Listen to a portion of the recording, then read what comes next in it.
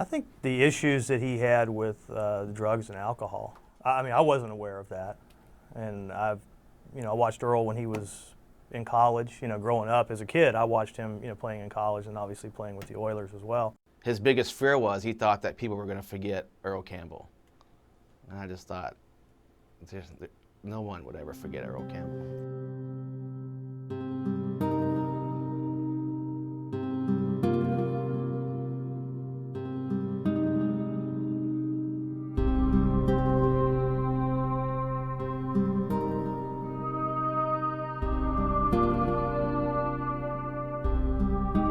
Team had traded you to the Saints. 1985, it's November 24th. You're in Minnesota. Did you know that was your last hurrah somewhere deep inside yourself?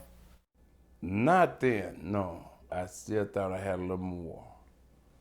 And then when I was running for that touchdown against Atlanta in the Superdome and I tore that quad, that's when I thought about it, but then I said, I'm gonna work harder this offseason to get better. And I did. I did everything I could do. But when I got to camp, I noticed I wasn't as quick. And that's when I decided this is enough. Not long after, 1991, you're inducted into the Pro Football Hall of Fame. What do you remember about that day? That now, I guess I was the best, or one of the best at it. Because they tell me they don't put you in there unless you're the best. And all the things I did from elementary school, all that, and I I dreamed so much just sitting there thinking at Texas and all the hard work, and this is what it's all about. I mean, as an athlete, I think to get into the Hall of Fame, I mean, that's like the president. That's the highest you can go.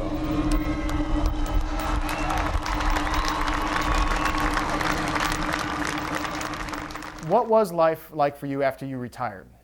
85, 1986, 87. It was good. Let me just tell you this. I never got too far from where I grew up in Tyler, Texas. That's why I wasn't afraid to say goodbye to football. Physically, though, your body at some point started to betray you. What do you first remember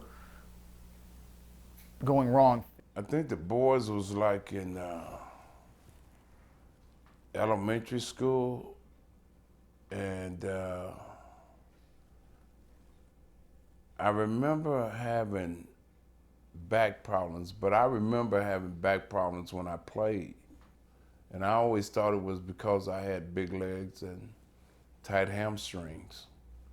I did not know it was because I was born with a very narrow spine. And that's what started making my body deteriorate a little bit. How did you cope with the pain? Well,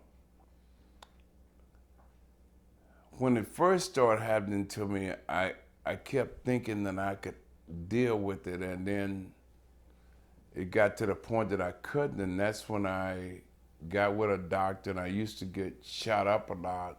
I would get shot up in the back a lot when I was here, after I quit football here in Austin. And then I got a hold to some pain pills, and that wasn't good. How did that evolve? Well, from your first pain pill to where it had spun out of control? The doctor did tell me to take water with this. And I wasn't a very, I could drink beer pretty good. Every now and then a shot to kill you, you're with your friends, and so I would be out sometimes, or I'd be in the office and it would start paining me, so I'd just reach to get a beer and take it. And I think it went on for about 5, 6 years maybe. My wife tried to do something about it. And she was trying to tell my family about it. But then that one day, when it was 2 young men that I thought had no business at the house, why was they here in the middle of the week? When they got involved, that's what let Dad know something was different about Dad. How bad had it become? How much had you been using? The most fascinating part about this whole process for me was really learning about this father-son dynamic that played throughout Earl's life. His father dies when he's 11. He immediately turns to football and continues to find father figures in the sport. And then when his life is really at its lowest point, that's when he turns to the most surprising people of all to help turn his life around.